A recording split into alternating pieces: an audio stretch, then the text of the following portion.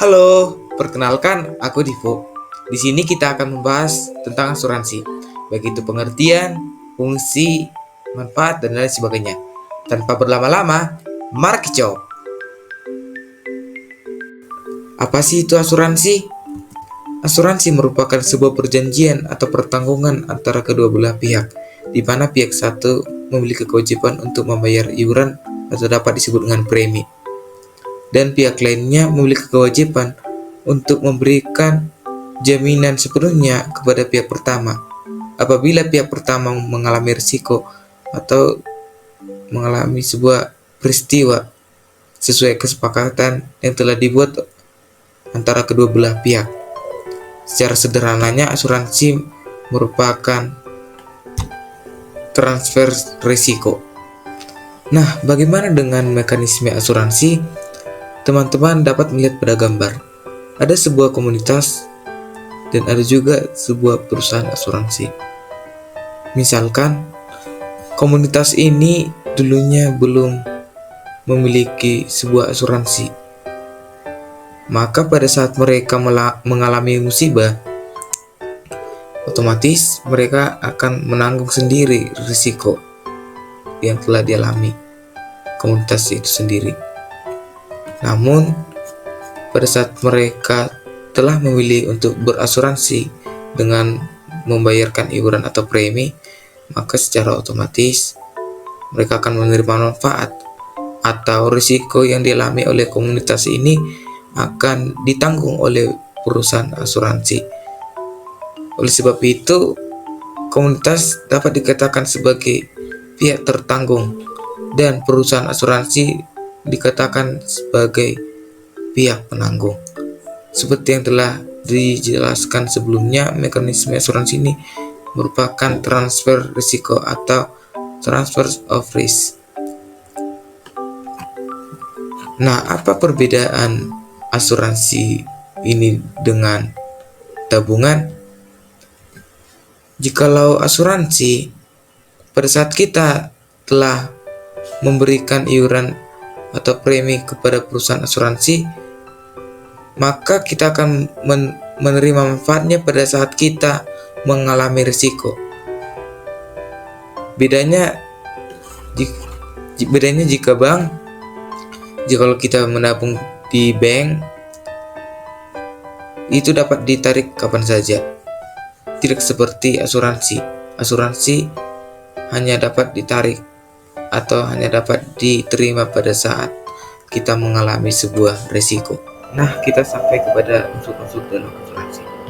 Yang pertama itu adalah nasabah yang merupakan pihak tertanggung yang wajib membayar premi kepada perusahaan asuransi. Yang kedua adalah pihak penanggung, yaitu perusahaan asuransi yang wajib memberikan jaminan kepada nasabah. Dan yang ketiga adalah polis. Polis adalah sebuah dokumen legal yang dibuat oleh perusahaan asuransi yang berisi jumlah besarnya asuransi yang akan ditanggung oleh perusahaan tersebut.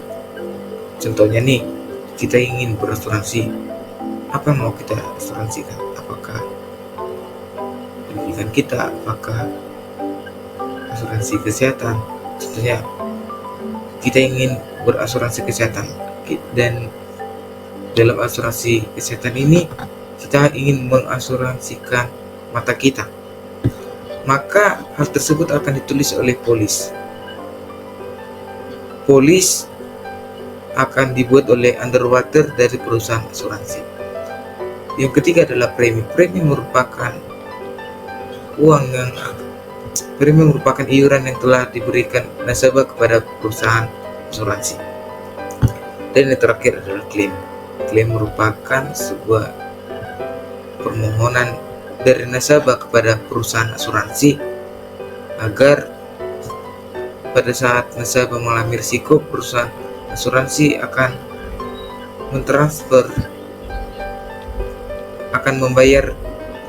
menanggung risiko tersebut. Dengan catatan, perusahaan asuransi harus memastikan apakah nasabah layak menerima asuransi tersebut. Nah, apa saja sih jenis-jenis asuransi? Yang pertama, menurut sifatnya terbagi menjadi dua, yaitu asuransi wajib dan asuransi sukarela. Asuransi wajib merupakan asuransi yang diikuti oleh seluruh warga negara, di mana itu bertujuan untuk menyediakan jaminan dasar masyarakat dan tidak untuk mencari keuntungan komersial. Yang kedua adalah asuransi sukarela. Asuransi sukarela tidak dipaksakan seluruhnya.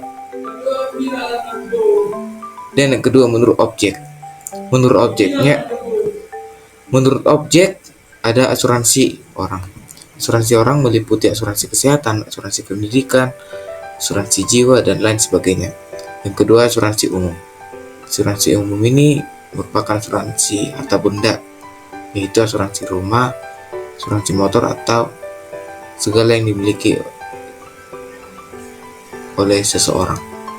Yang ketiga adalah perusahaan reasuransi. Perusahaan reasuransi merupakan perusahaan yang menanggung sebuah perusahaan asuransi. Maksudnya adalah pada saat sebuah perusahaan asuransi tidak mampu menanggung risiko yang besar, maka secara tidak langsung perusahaan asuransi akan mengalihkan risiko kepada perusahaan asuransi lainnya, yaitu perusahaan asuransi yang kedua. Oleh sebab itu dinamai dengan perusahaan reasuransi. Yang keempat adalah perusahaan asuransi sosial. Perusahaan asuransi sosial ini adalah perusahaan asuransi yang menanggung risiko finansial masyarakat yang kurang mampu. Contohnya perusahaannya adalah PT Jasara Harja.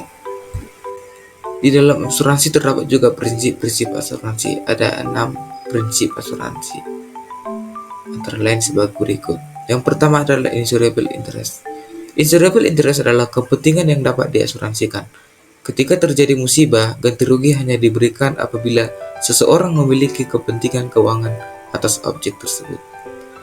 Yang dimaksud adalah, jikalau kita ingin mengasuransikan orang, maka kita harus memiliki hubungan kekerabatan antara orang yang kita asuransikan, seperti orang tua, saudara, ataupun sanak,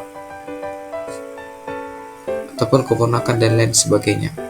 Yang kedua adalah utmost good faith.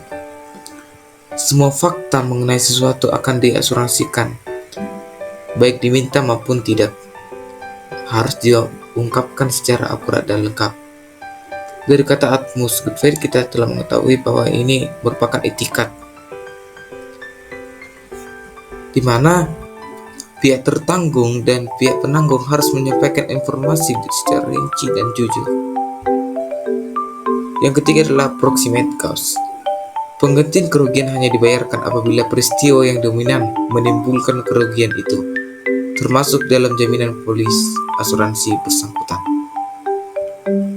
Yang dimaksud dalam proximate cause ini adalah pihak penanggung akan mengganti risiko atau menanggung risiko apabila peristiwa yang dominan menimbulkan kerugian itu termasuk dalam jaminan polis asuransi, di mana di luar polis asuransi,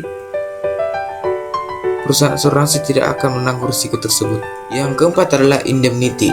Indemnity merupakan penggantian kerugian dari asuransi, tidak mungkin melampaui jumlah dari kerugian yang sebenarnya terjadi. Apa itu jumlah kerugian yang sebenarnya terjadi?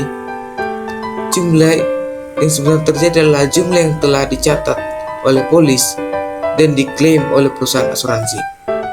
Yang kelima adalah subrogation. Subrogation merupakan prinsip pihak tertanggung untuk memilih kedua belah pihak yang mana akan menanggung risikonya sendiri. Agar lebih paham, pihak pertama adalah nasabah, pihak kedua merupakan perusahaan asuransi, dan pihak ketiga merupakan pihak yang menimpa nasabah ini. Contohnya nih, kita mengalami kecelakaan di sebuah jalan raya yang yang disebabkan oleh pengendara mobil. Dengan cepat, pengendara mobil ini akan membawa kita ke rumah sakit. Namun kita telah memiliki asuransi, maka kita harus memilih dari kedua belah pihak tersebut. Apakah pengendara mobil yang akan menanggung risiko kita atau perusahaan asuransi? Yang terakhir adalah contribution.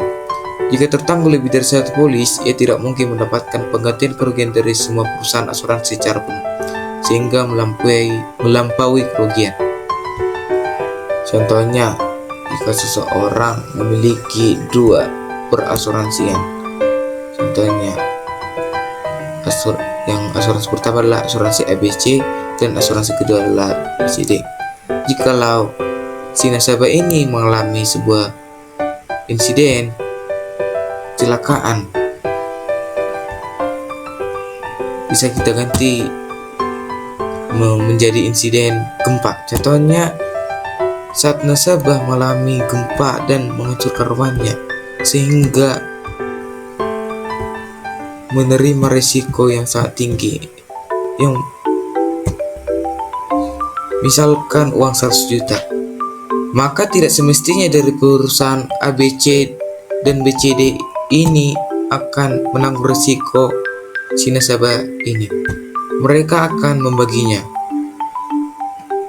Misalkan 80% dari perusahaan ABC dan 20% dari perusahaan BCD.